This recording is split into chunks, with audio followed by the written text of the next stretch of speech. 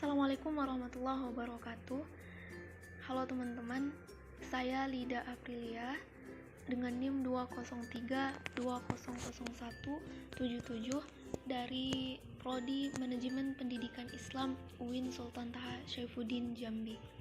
Pada kesempatan kali ini saya akan membahas tentang, dalam mata kuliah tersebut saya akan membahas tentang penyebab, memahami eksistensi dan jenis konflik. Apa saja hal itu? Apa saja hal-hal yang akan kita bahas dalam tema tersebut? Jangan kemana-mana dulu ya teman-teman, saksikan setelah ini.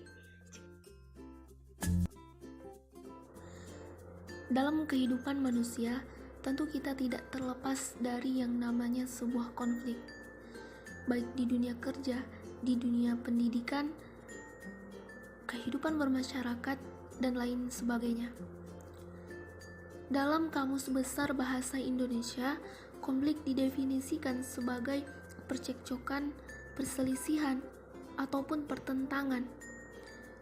Dengan demikian, secara sederhana, konflik merupakan hal yang merujuk kepada adanya hal yang berseberangan antar individu maupun kelompok, sehingga terjadilah sebuah konflik.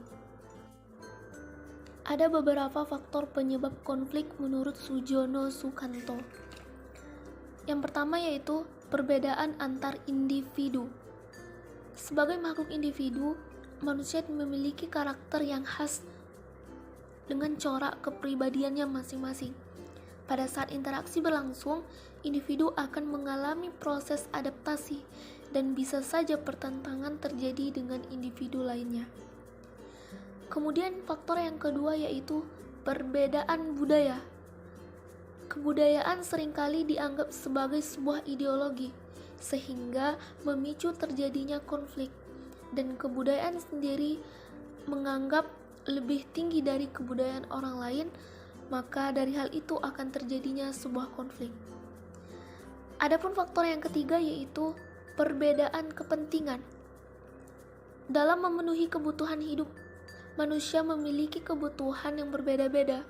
Perbedaan kebutuhan inilah akan merubah menjadi kepentingan yang berbeda pula. Kemudian kita masuk pada eksistensi konflik. Dalam eksistensi konflik, yaitu terbagi beberapa bagian. Yang pertama, pandangan tradisional dan kontemporer. Pada pandangan tradisional, konflik dianggap sebagai hal yang destruktif atau memecah. Sedangkan pandangan kontemporer, konflik dianggap sebagai hal yang konstruktif ataupun membangun. Pandangan kontemporer yaitu beranggapan bahwa yang paling penting adalah bukan bagaimana cara menghindari sebuah konflik, tetapi bagaimana cara menyelesaikan konflik yang terjadi dengan cara terbaik sehingga tidak merusak serta mengganggu hubungan antar individu maupun kelompok. Adapun selanjutnya yaitu pandangan pluralisme. Pandangan pluralisme dapat menimbulkan konflik karena seringkali keberagaman budaya menyebabkan sebuah konflik. Hal ini disebabkan oleh munculnya persaingan, sikap egosentrisme, dan primordialisme yang mengklaim bahwa kebudayaan mereka paling terbaik dibandingkan kebudayaan lain. Masyarakat plural memiliki begitu banyak keberagaman di dalamnya. Dari adanya keberagaman tersebut, masyarakat cenderung lebih mudah mengalami konflik.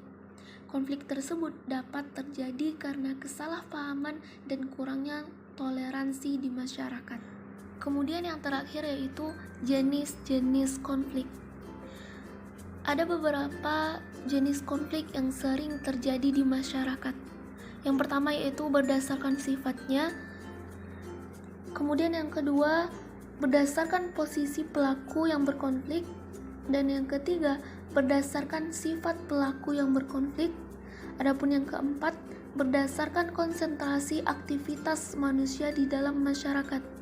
Dan yang terakhir, berdasarkan cara pengelolaannya. Oke, baik. Demikian dari penjelasan ataupun paparan pada materi kita tersebut. Terima kasih, semoga bermanfaat untuk kita semua. Saya Lida Aprilia, mohon maaf atas segala kekurangan pada penjelasan dan pemaparan tersebut. Saya tutup. Wassalamualaikum warahmatullahi wabarakatuh.